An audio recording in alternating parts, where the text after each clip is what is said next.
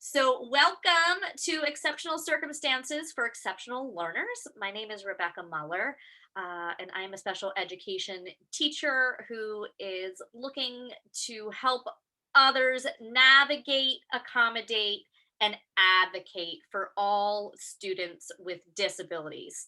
And I'm very excited about tonight because Kristen Arnold, in addition to being a doctoral candidate at the Mary Lou Fulton Teacher College, she is a teacher of graduate students at the Whitworth School.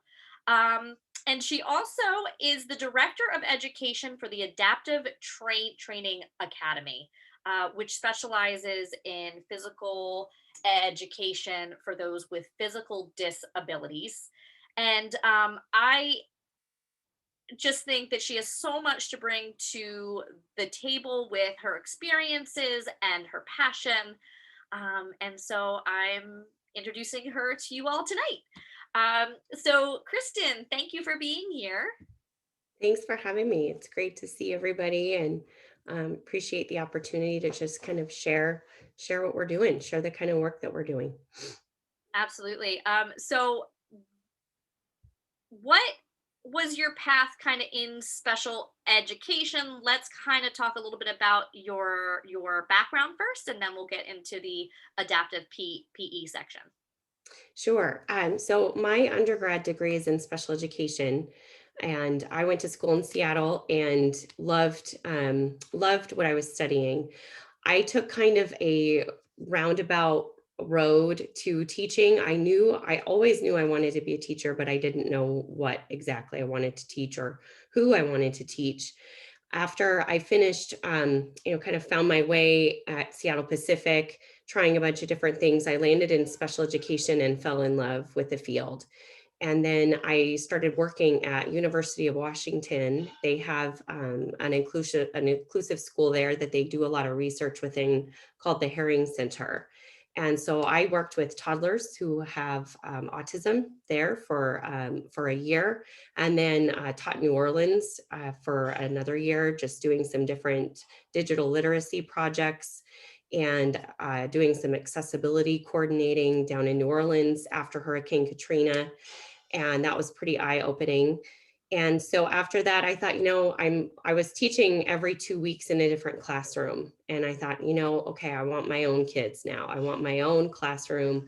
And I just want to anchor down a little bit. So I moved back to my hometown of Spokane, Washington, and started my master's in teaching. And so there, I looked at general education and got a degree in teaching and an elementary certification in teaching and reading endorsement. So uh, began my first job outside of grad school teaching in Title I schools, teaching first grade, second grade. And my first year of teaching kicked my butt. It was intense. I had two Like grade it does levels. the call, right? I had two grade levels. I had six students who are English language learners, and I had seven go through the referral process that year for various Wow. disabilities. And it was a class that had started 2 weeks into the school year. And so I got all the kids that the other teachers wanted to offload from their classes. And so let's, just say I learned a lot about adjusting and differentiated instruction. And so that's what I teach now. I teach differentiated instruction at the graduate level and teach them how to make it work for all students as best they can. So that's kind of my journey so far. Yeah. And so your dissertation right now is aligning lesson study with high leverage practices to prepare pre-service general educators. And I know that's a big deal once you choose that top topic. So why is that the thing that's on your mind and the thing that you're going to dedicate the next few years to? Well, hopefully I finish in December. So I'm Oh working on wow, that now. yay. And so I'll be done. I don't want to drag this out any longer. So um, I settled on this because I saw a great need to apply those high leverage practices that the CEC, has so just really done an amazing job of bringing those practices together and just what works for kids. And so I saw a great need to apply those five core principles to general education, because it's not something we talk about in gen ed very much in terms of preparing teachers how to work with students who have disabilities in an inclusive classroom. Oftentimes they walk in and they've had one credit class in all the disabilities that there can be, and they have no idea how to work with these students. And so what I've done is kind of create this practice learning opportunity for them to dive in during their, pre-service education and practice working with these students so that when they get into the field, they're ready to go and they've done it before. They can rely on that experience. And it doesn't mean that they're pros, but they're a lot better off. And a lot of the data that's coming out of this project is really, really positive so far. So I'm Wonderful. excited, kind of in that data crunch right now. Oh, fun. That's like my favorite thing is that dad data brain. But you don't know what you don't know. And I Exactly. think in teaching, there's a lot of theory, but then until you're in the classroom, and even if you're in a specific setting, like an autism classroom, every Mhm. child is going to be different in that class too. And so I think that this is a really a wonderful thing to be researching, and just to give people exposure and experience. Um, so let's transition into how you became the director of education for Adaptive Training Academy, which is just this, in its own right, just an incredible organization. It's been a privilege, honestly, to work with these individuals who all have some form of limitation due to a disability themselves, physically. So I had begun a adaptive program here in Tucson a couple of years ago, and it was just a natural fit. I love fitness, I love movement, and I love the classroom life. So it was a really natural fusion for these things to come together. So we began a program for about 15 adaptive athletes with cognitive or intellectual disabilities. And that's an area that's really underserved in not only our community, but nationwide. And that was a need that we saw, and the gym that I worked at was very open to it. So I'd been kind of, playing around with different strategies, using visual schedules in a workout, for example, or choice boards in a workout and that type of thing, and kind of bringing those picture schedules and different types of communication systems and the prompting hierarchy, bringing that into the gym. And so seeing that play out has been so much fun. I got hooked up with ATA just over a year ago. I attended their certification, and they were largely working specifically with athletes who had come into functional fitness gyms who had physical limitations. And they hadn't really, taken a dive into the cognitive or the intellectual side of what these athletes might need. And so we got to talking after the seminar, and it was just kind of like just a natural fit. It was like, oh, well, we've got to do something together. We've got to collaborate on something. So then COVID hit, and we began designing a lot of online learning and experiences for people. And so to date, now we've had since I think since last spring, since we started offering the online cohort, we've had over 200 people get certified. So it's a month-long class online. We also work with Fairfax County Public Schools, and we trained their adaptive PE teachers and their OTs and PTs, and they've been implementing a lot of these same strategies all year. So we get to do a follow-up with them and see how well it went. So we just really meld well together. We all kind of have our own aspect and expertise that we bring to the table. So it's an incredible organization, and I'm really fortunate to be working with them. So how long have they been active? So 2012 originally, and they were under CrossFit, the umbrella of CrossFit originally. And so when CrossFit, as an organization, decided to get rid of a lot of the specialty courses, the same core group of people were like, well, people need this education. We're going to keep it going. And so now it's become a nonprofit, and we're able to get VA grants and work with a lot of veterans, as well as, different people in the community in terms of schools. And I mean, we even had, this is funny, we've even had personal trainers, F45 instructors, Orange Theory fitness instructors. We've kind of expanded beyond functional fitness now. We've even had 2 pole dance instructors come and take our course.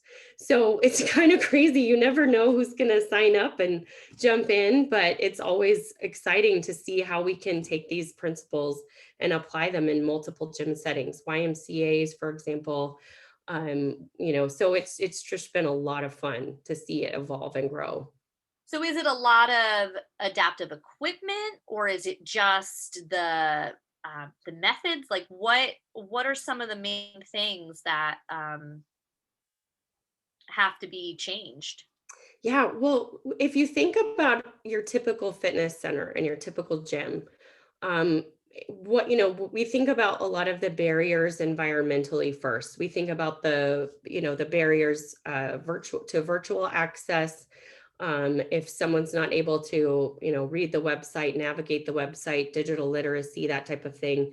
Then we look at the digital space, we look at the physical space and say, can an athlete, walk or roll into this gym? Is it ADA compliant? What does that look like? When they do enter the building, do you have a program for this athlete? What does that look like? How do you know what their limitations are?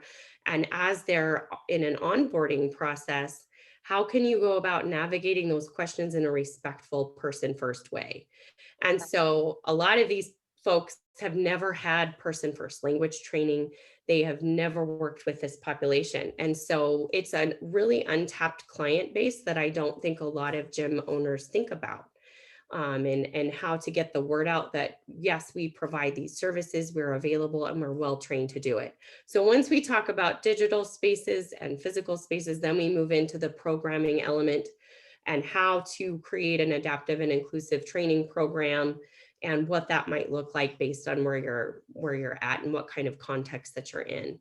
And a lot of these folks also work virtually, or in group homes or therapy centers. So we talk about equipment, we talk about adaptive equipment, wheelchair, give them kind of a rundown of different wheelchairs and adaptive equipment that people might use, strategies for motivation, behavior, positive behavior support. So we really get into the nuts and bolts across disability categories. We have subject matter experts teaching our course in deaf education, and how to work with that population. If you're in a group class, what does that look like? How Right. can you tailor it to what those athletes might need, or those with visual impairments? So we really cover a broad range: short stature athletes, and seated athletes in wheelchairs, and then athletes also with neuromuscular disorders as well. So we kind of cover it all. It's a lot. It's a pretty hefty course. Yeah, Zach can tell you. absolutely. And I'm happy that there are some of the people that have been through the course. So feel free to chime. It's funny how a lot of times you don't realize what with a disability has to do just to get out the door. I have a dear friend who was born with a birth defect in her arm, and has had several surgeries through the time I've known her. Not to mention the ones growing up. And if you don't pay attention, you don't realize that her one arm is shorter. So she has. I think the first time that I recognized it was in the car. She has a little adaptive um, piece on the steering wheel. Cool. Um, it was one of those things. It was like, do you ask about it? What do you know? Like it was this Right. whole kind. If you've never been exposed before, you don't know what to do. Um, and I think that that's great that there's a program that is educating within that space, because also that physical fitness is it's empowering Absolutely. that you can be in control of your body that has set such a limitation for you. Absolutely. That's one of the things that we hear from athletes the most is we never thought of ourselves as an athlete and an athlete first. And this whole model that we implement is really meant to be empowering because we understand that prior to kind of this functional fitness realm, there's more of a therapeutic model of fitness, and it's very delicate, and you just shouldn't lift overhead if you're in a wheelchair, or you shouldn't do this. And these guys are really pushing the envelope safely with just becoming more fit and helping people who have disabilities become fitter, and not just relying on that older model of arm raises, and they want to get after it too. So it's been Right. really cool to see that, even competitively now, there's a lot of growth in competitions for adaptive athletes. And seeing that come about has been really, really cool just outside of the Paralympics. And, strength and conditioning competitions have been really, really, really gaining in popularity. That's If really I neat. Zach, yeah, was there and something you wanted to share? too far away from this. First off, when you asked about the adaptive equipment versus just like changing stuff, it there was some adaptive equipment, but the thing that I really liked about the course was how much it was just like out of the box thinking how to use stuff that is in a lot of gyms to be able, to accommodate whatever the limitation was. That, it was just a lot of things that you would never think of using bands in this way, using boxes in this way to get things done. And second, it translates so well for especially somebody like me. The stuff you learn in the course, doing that stuff on a daily basis, it translates so well into helping with your activities of daily living, getting things done, picking stuff up off the ground, picking stuff up above your head. It translates really well into real life stuff. I mean, I think this is super important for anybody with any kind of disability. That's Couldn't wonderful. agree Thank more. you. Yeah, I'm just thinking of, some things that the general education gym class. I think I'm trying to think, a lot of times like there's a separate class the for the students with disabilities, and it looks different than what the general ed class does. And wondering if that outside of the box thinking would would allow more of that inclusion, that perhaps, if you've never had to do it, a lot of times as a person without a disability, thinking about what you can do, um, even when you have an injury and you realize how you have to change the way you pick something up, that you gain empathy that you just didn't have before. Um, and so being able to talk to people who have had such great experience, I think is, I would hope that this spreads and that more places, this is the common, this is not the rare gem that it currently is right now. Well, and if you look at a lot of the sports-based PE programs, they are very exclusive. And if you think about what's required and the knowledge and skills that are required to participate in a sport-based program, there's a lot of rules to learn. There's a lot of do this, don't do that. There's a lot of nuances that might be more subtle that athletes with either cognitive or intellectual disabilities can't pick up on, or physical disabilities. They're just limited by participation physically. So we try to avoid that and work around that by going, okay, what is the overarching goal? What is the intended stimulus of the workout or our goal here? And if you were to structure a PE class like we would structure a functional fitness class, those kids would be fit. I mean, and they would all be included. They would all be able to participate. They would all be doing things that they are capable of doing within their capacity, and sweating and having a good time. And rarely do you see that. You see, like I said, more of a sports based, a sports centric. But I think we need to, like Zach said, just think outside of the box in terms of what our intended stimulus might be and how we can help kids meet those goals. Because you look at too, once these students become young adults and they're no longer in school, they're no longer in PE, and if these fitness facilities are not accessible or open to working with these individuals, then that really does lead to a pretty sedentary lifestyle. So that's what we're trying to solve. Yeah, One no, time. absolutely. I would love to share the video that is on the website. Just going to get this up real quick because I think it really demonstrates kind of what we're talking about when you're saying how they're pushing the limits, right? So I'm just going to pull this up. That's not it.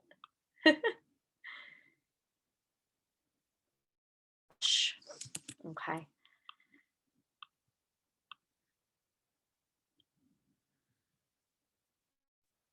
All right, so this is the website, which is ata.fit, which is very fitting. And hopefully you guys can hear this okay. Make it larger. Here we go. It's just like class.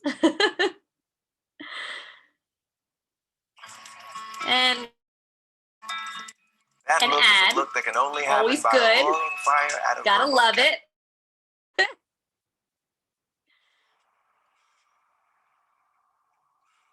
Madeline, being a kid is a wild ride. When I was your age, I didn't know anyone else like us. Someone who knew the challenges we face.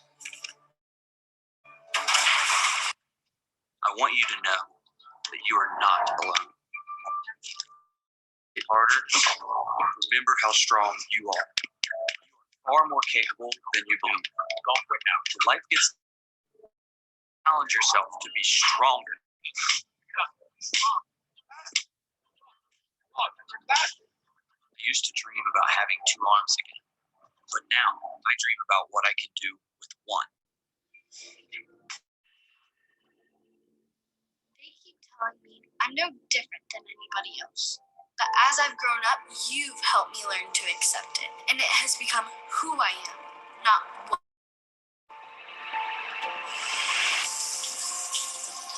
Our challenges just may be more visible than others. Life with one arm is hard to get used to. But I've learned I can do the unexpected, beat the odds, and compete for glory. Thanks for teaching me how to tie my shoes. Your friend, Madeline.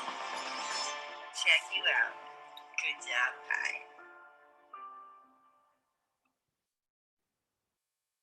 Absolutely incredible. So tell us a little bit more about the man. Oh, Sorry, I didn't catch the last word you said, Rebecca. Just tell us in the video. Oh yeah, so that's Logan Aldridge, and Logan is a Nike sponsored athlete. He is right now the reigning fittest one-armed man on earth, and he just qualified again for the CrossFit Games. And he is an incredible person. He lost his arm at 13 in a boating accident, and has since really just been an incredible advocate for the community, and a great coach, great friend. And I'm just honored to be a part of that team with him. He's so dynamic, a lot of fun to be around. So that's Logan. And you'll see, I don't know if you saw him lift with that strap. He invented that strap. It's called the Aldrich Arm, and it hooks onto the shoulder so he can actually deadlift a barbell with one arm, and then a strap, a safety strap that he can just pull, so he can achieve that same stimulus, kind of work in your glutes and your hamstrings, and pull all that weight he can. It's pretty impressive.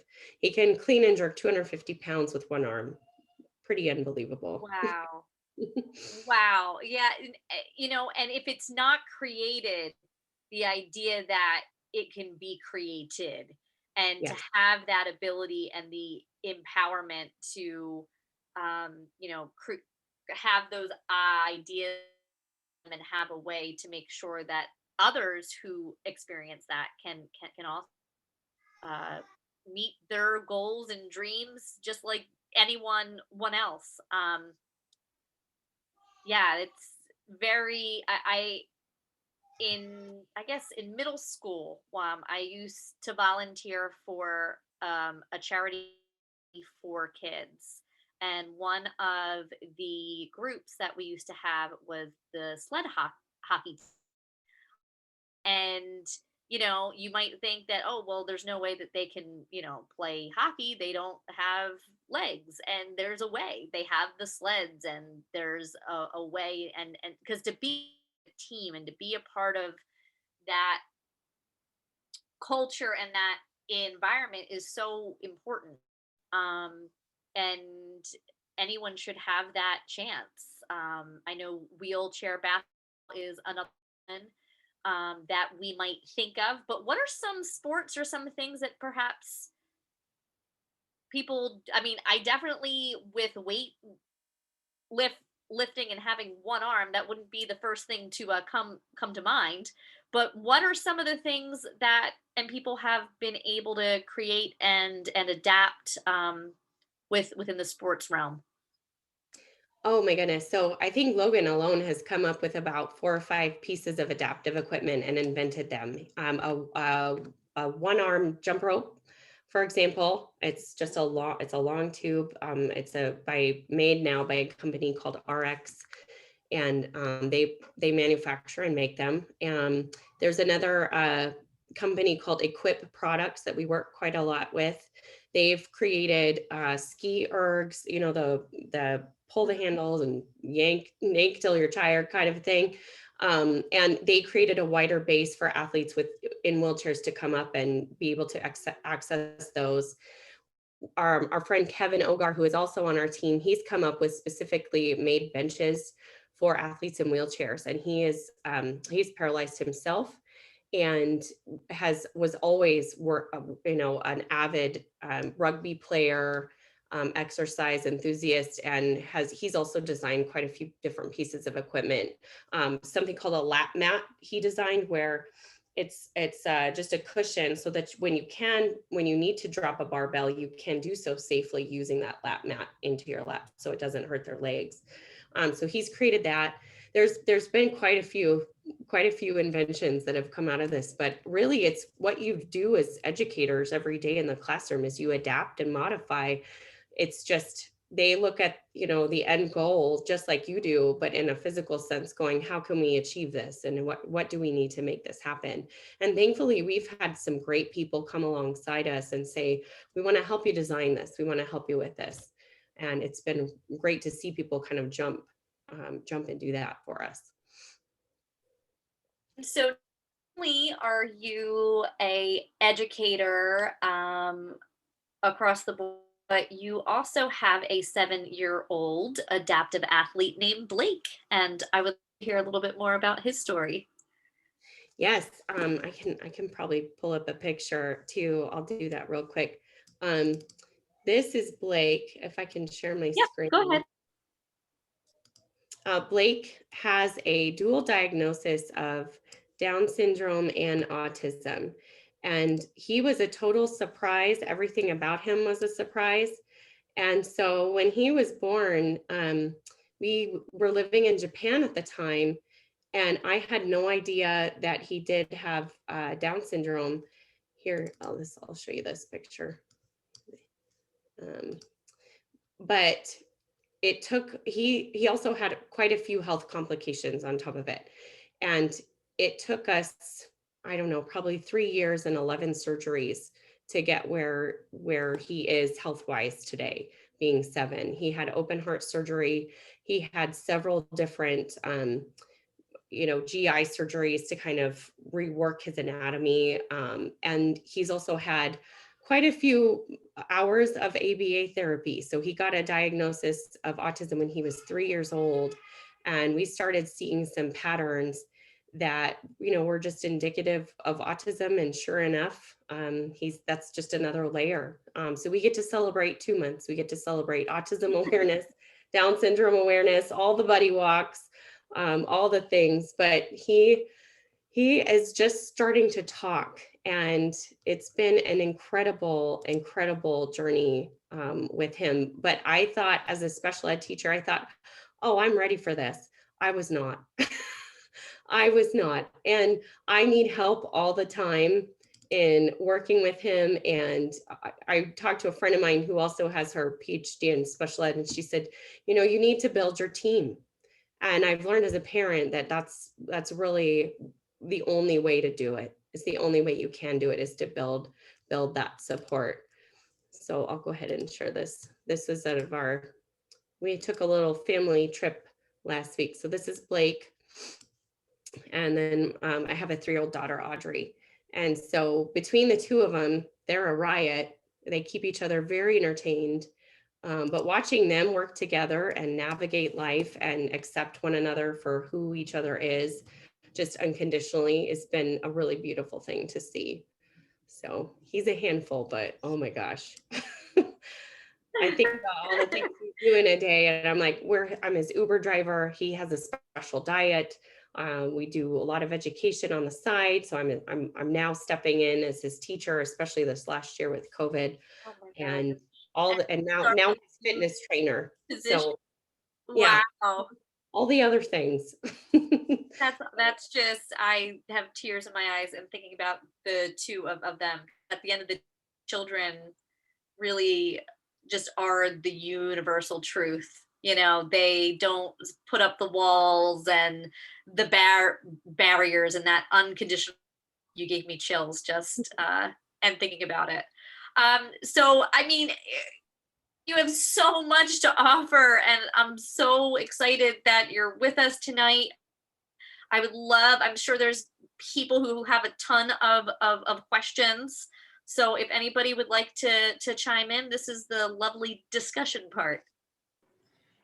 So I have a question. I'm a school psychologist. I work mostly at the high school level and with the kids who are transitioning out, from high school, moving on to 18 to 21, and then to adult planning after that. Our 18 to 21-year-old students, we're trying to be purposeful with them and teach them good habits and hobbies and like a good schedule, or I'm not sure schedule is the right thing, routine maybe. So 4 out of the 5 days before COVID, 4 out of the 5 days they were going to a local gym. But there was no one teaching them except one of our instructional assistants happens to work with the wrestling team. So he sort of took on this role of helping them learn some of the activities that he thought that they could or that they showed interest in. He was making a good effort along with the teacher to try and help the kids learn while at the gym, and to be able to take what they've learned and then use that once they're done with school, so they have an activity that is not work, that is not family. It's something that they can do, with a coach or a trainer of some sort. Yeah. Do you write curriculum, or do you work with teachers in general, or are you more about working with coaches or phys ed teachers to bring this into the schools? I'm just curious as to what your thoughts are and ideas about that. That's a great question. I'm working right now on developing curriculum that you can take and plug and play in whatever kind of fitness facility that you might have with minimal equipment. And looking at, the range of needs that athletes have, obviously it's not going to match everybody's, but I give, tips and tools and strategies. So it's developing right now. And I think, if someone wanted to take our course, they would go back, and in the course, there's a section on intellectual disabilities and how specifically to work with those athletes. But we're working on it. It's definitely something that we want to get out to school districts as soon as possible. So like I said, we worked with Fairfax County, and they've been able to take a lot of their OT, principles, and weave those in first thing in the morning during those OT sessions, and get those kids moving right away. And it's been amazing to see the difference. So I would love to connect with you about that as we're developing it. It is a work in progress. But I would love maybe to talk to you about a pilot or test some things out and let me know what works, what doesn't. But we do want to empower the PE teachers. So we'd like to give them the training or the IAs, instructional assistants, give them some kind of training in conjunction with a program that they can then tailor to meet the needs of their specific students. Does that make sense? It definitely does. Our high schoolers in the 9th through 12th, and also in our middle school 6 through 8, we have phys ed teachers who are teaching. We're not calling it adaptive PE because the teachers don't have the certificate. Okay. But they are modifying the activity of the phys ed teacher, and sometimes they're working together in the middle school, but in the high school, the PE teacher is the one who's adapting the things. And he has good intentions and a great heart, but I just think sometimes it's just a separate activity. And Yeah. my goal is to help those kids just become part of the class, not just in the room doing something, in the gym doing something with the other people. That's not inclusion. That's here I am and here you are. So that bothers me, but there's nothing malicious about it. So it's very difficult to change people's perspectives. Yeah, So he's trying. You got to give him credit, but absolutely. I agree with you, and I think that that there's a lack of focus on the functional fitness aspect, and that's where a lot of PE teachers might not have the training Yeah. in functional fitness. It's more more curricular based. But I would love to talk with you and collaborate a little bit on Sounds that. great. So I know with education, like I had my elementary cert first, and I think it was 1 credit for special ed. What about when you go into physical education? Is there any courses for?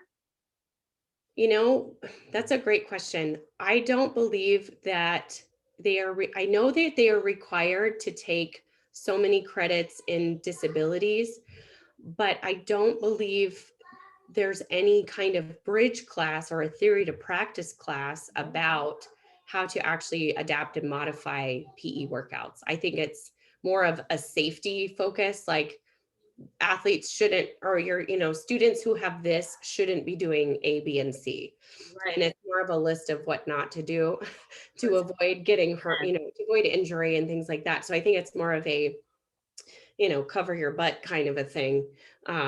I don't think there's a lot of practical application that's happening in that education.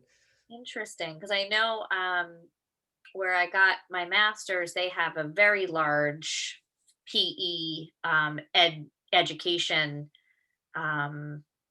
curriculum, and I'm curious to like go on the site now and to actually see what is provided. This just has so much potential and so much reach. There's a lot to be said with just everybody's general understanding. It's not just about awareness or a tolerance of, it's actually allowing it to be a part of everything. And when we think about it, just, the ADA was what, 1980? It hasn't been that long, but it's been long enough that like we should be doing a little bit more. And unfortunately, people that are making decisions, unless they're directly affected by it, they're not thinking about it. So that's where the advocacy piece comes in. That's where, bringing awareness and going to your the legislators and say, hey, I'm from the Council of Exceptional Children, and this is a course that I think is important, and to get that on the docket, because if you're not saying it, people aren't going to know until they need to know, which means somebody in their life has been affected. Absolutely. And unfortunately, that's how change happens. But if, with this strong organization, like, what are some things that you have done or people can get and be a part of to spread awareness and to make sure that they know that you guys are out there? And because there's not, right, you said, like, this is like kind of an insular, like, it's just you guys, there's not a lot in the nation. Right. What about global? Like, there's probably there's disabilities are everywhere. Yeah, Like, they're global. Absolutely. yeah. And I think when we frame, it depending on how your society and how your community frames disability, like you said, unless it affects you, it's something that people don't necessarily think about. One of the things that I tell our participants and our course learners is they are now empowered to be ambassadors, and after we do that training and they walk through our course, it's on them now to kind of carry the torch forward and reach out to different organizations and therapy centers and say, hey, we offer this service. We want you, we're advertising, we want you to come into our doors, and we know that we can work with you. And if we can't figure it out on day one, we will work with you and we will invest in you. And I think just being willing really speaks volumes. And as they're newly certified, they don't have to have all the answers right away. We often get a lot of emails. How do I start a program? How do I reach out to my community? And I say always start with parent or caregiver advocacy groups. That's always a good place, because we're always looking for something for our kids to do. And that's inclusive and that's engaging and exciting and gets them up and moving and gets all those that energy out. And so once they kind of put themselves out there or advertise, hey, we're offering an ASL led CrossFit class on Saturday, you're going to get quite a few people. And so just being available and being willing to learn, I think, was the biggest thing that we can impart to them. And they've done a marvelous job of starting their own programs in places all over the country, even globally, which has been exciting to see. So that's wonderful. I'm almost like imagining, when you go to a gym or a website or something, that they actually have like a stamp of approval, right? It's like is that already a thing? it is, yeah. Okay, great. So they can, we have what's called an affiliate program. And once, a certain percentage of your trainers have been trained, and I can show this to you, I'll drop this in the chat so that you can check it out if you want to.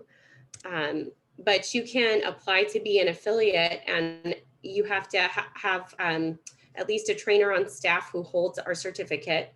The facility itself has to be ADA compliant, proof of liability insurance, and then just an affiliate fee, and then you're on our map.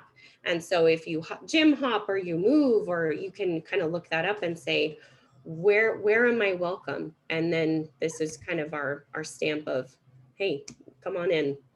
Awesome. We have a question from Quanteria. Am I saying that correctly? Yeah.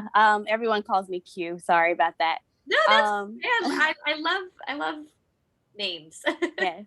they're important. Yeah, sorry. I'm not showing my video. I also have small kids. And I'm kind of hiding so I can listen to this I know the right now. So, yes. Right. But I was just curious. You said your son is an adaptive athlete. I was just wondering what sport is he, or what type of activities is he engaged in? Yeah, so he's in an adaptive gymnastics class that's supported by an OT, which has been awesome. He and there's a lot of applicability to real world, climbing, motor planning, decision making, where am I going to put my foot, all that stuff. So he's learning that and doing really well. He's been in gymnastics for about a year. And then he also just finished his first team sport of soccer. And that was so cute. I mean, you think about the overarching goal is that he's moving and that he's running outside. And it took probably 3 or 4 games and a few practices for him to feel comfortable just kind of jumping in. But his last game, he got an assist. So that was a big deal. And the coach was great. And, you know, now he's in swimming. So that ended. And now he does survival swim 2 days a week. So he's a busy kid. We got to keep him moving to keep us sane. That's our motto. So. Great, thank you. Yeah, I have a son who has cerebral palsy too, so I was just trying to figure out like, okay, what activities are most applicable, what's out there, and like how do you adapt them? So yeah, thanks. I think I've worked with several athletes with CP, and the biggest thing that we've noticed is just an increase in the range of motion and their mobility using the methods that we use. It's been wonderful. So if you email me, I'll drop my email too in the chat queue. And where do you live right now? I'm in New Orleans. I actually just missed you on the 14th. No. Yeah, so sorry. Oh, I did want to speak with you personally, but I was out of town and my son was sick at the same time, so it was just a lot going on. But yeah, I just missed you in New Orleans, and I'm working with my son as well as another kid who has CP. So I'm just curious, like what sports work best for them to get them involved in. So I think, yeah, I'll email you personally. A couple athletes, I'm sorry I missed you. It would have been great to link up, but email me and we can talk more. But I think the gym that we attended would be a great place too for them, for your athletes to go and for your kiddo to participate just in fitness classes there. I know that now they have at least 3 certified coaches. And then the other thing I was going to tell you is one of our athletes with CP, he loves the pool. And so anytime that you can kind of relieve some of the pressure on the joints and just be in the water, even if it's just the shallow end and doing some light resistance work in the pool is always a good idea. So just keep that in mind too. Awesome, thanks. Kristen, Q is one of my old therapists. She's awesome. Oh, no way. That's awesome. That's so cool. Lots of connections today. That's really great. And this is what it's all about, right? And taking the message and spreading it far and wide. I am just so it's empowering for me to see, and I'm to be able to tell a student who may come through my care to be like, there are things out there, and look at what these athletes have done. It's great that we're able to share so quickly now that, you know, you can look things up on the internet, and there's, you know, the videos, and there's different groups now, so that people don't feel as isolated. One of the very first episodes that we did was about how the special needs community felt isolated way before COVID. So going back to that piece of empathy, now we've all known a little bit more about what that feels like to not be able to do. And hopefully that can translate into a wider acceptance and a appreciation and an inclusion for people who have felt that for years. So maybe, you know, you plant the seeds and you just hope that it continues to grow, and that we create a better, more inclusive world. Did anybody else have any other questions for Kristen while she is here and live with us? I'll ask one more. Okay. Do you do any parent training component to this in terms of, fitness is about being able to use whatever your strengths are to maneuver through your day in some ways. Do you guys ever do a parent, I don't want to say training, but I don't know what the right word is. Is there some kind of parent component so that they can reinforce what is being learned for the kids at home? If they're young people, if they're older people who are living with family members or a guardian, as their like caretaker training, those kinds of things. Debbie, that's a really good idea. It's not something that we have done yet. One thing I used to do when I was running live classes and on site in the gym is to have the parents participate with, with their son or daughter, or have the caregiver participate. And that's how I got them in. It's just a free, free workout. Everybody's welcome. And then you get them hooked, and then they don't want to stop coming.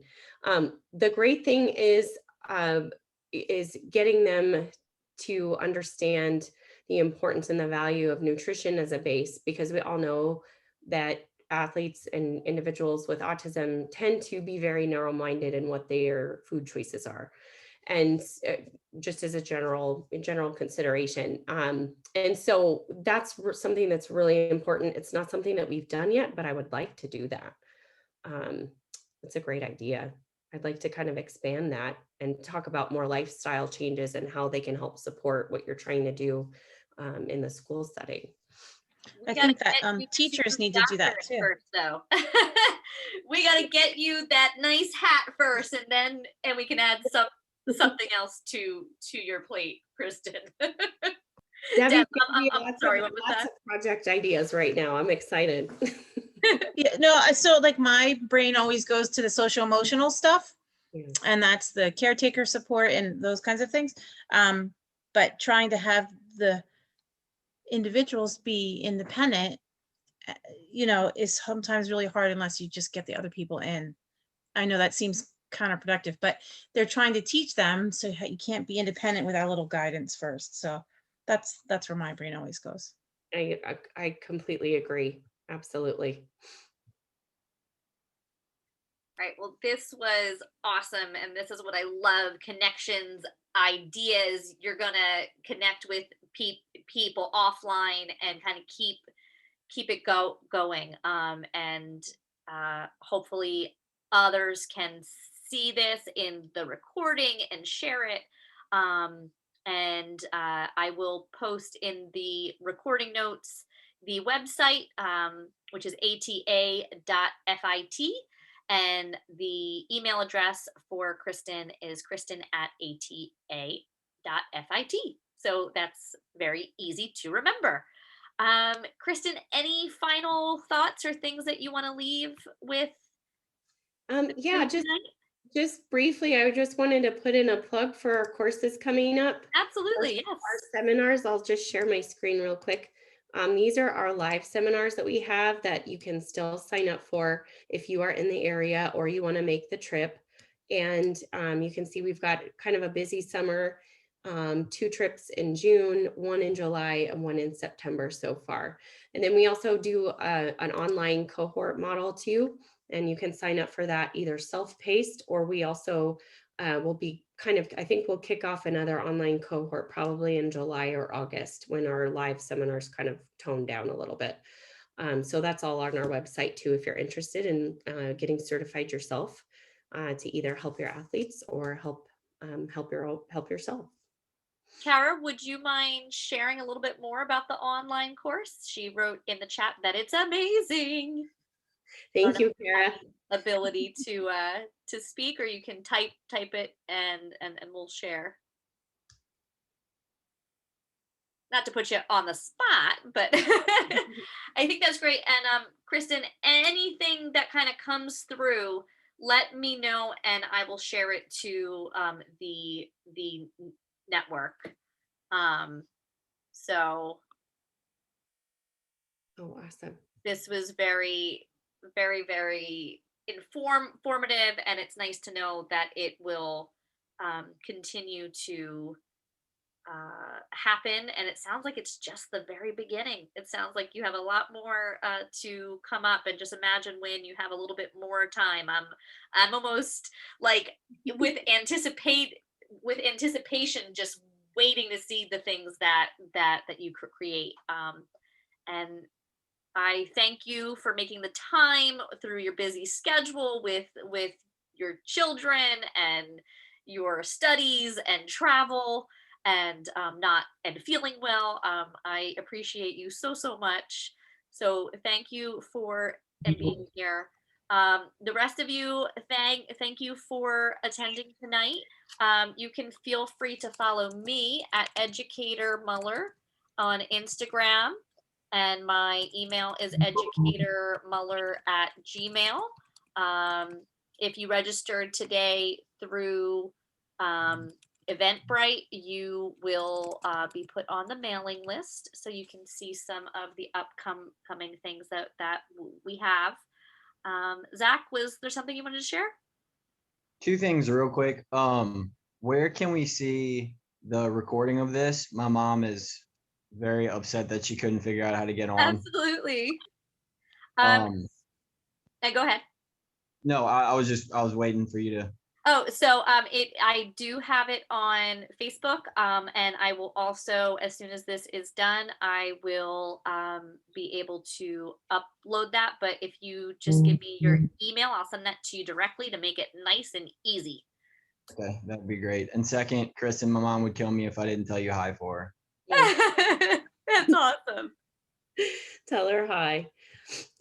Thanks for being here, Zach, and Paula and Austin, Debbie, Q, and Kara for popping in too. And Rebecca, thank you so much for the opportunity to just share and the platform. And I think you're doing incredible work on all fronts in and out of the classroom. And I know it's a labor of love for you. And I just thank you so much for doing this work.